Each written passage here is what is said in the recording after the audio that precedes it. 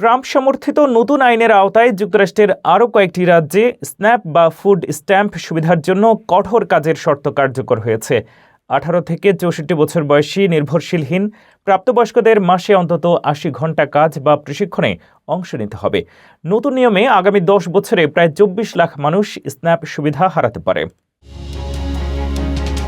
যুক্তরাষ্ট্রে খাদ্য সহায়তা কর্মসূচি স্ন্যাপ বা ফুড স্ট্যাম্প নিয়ে বড় ধরনের পরিবর্তন কার্যকর হতে শুরু করেছে। প্রেসিডেন্ট ডোনাল্ড ট্রাম্প সমর্থিত এই আইনের আওতায় রোববার থেকে আরও কয়েকটি রাজ্যে নতুন ও কঠোর কাজের শর্ত চালু হয়েছে। এই পরিবর্তনে লাখ লাখ মানুষের স্ন্যাপ সুবিধা ঝুঁকিতে পড়তে পারে।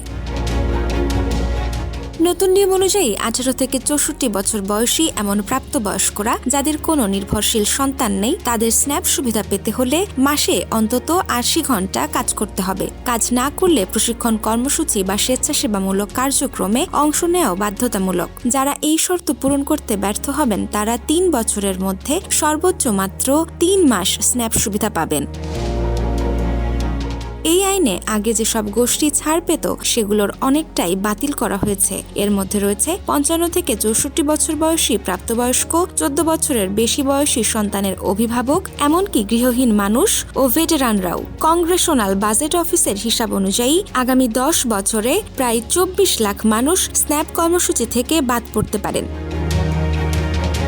বিশেষজ্ঞদের মতে এই সিদ্ধান্তের ফলে অনেক নিম্ন আয়ের পরিবার খাদ্য নিরাপত্তাহীনতায় পড়তে পারে। যদিও সরকারের দাবি কাজের শর্ত মানুষকে কর্মমুখী করবে, তবে সমালোচকদের প্রশ্ন, বাস্তবে কতজন এই সুযোগ পাবে।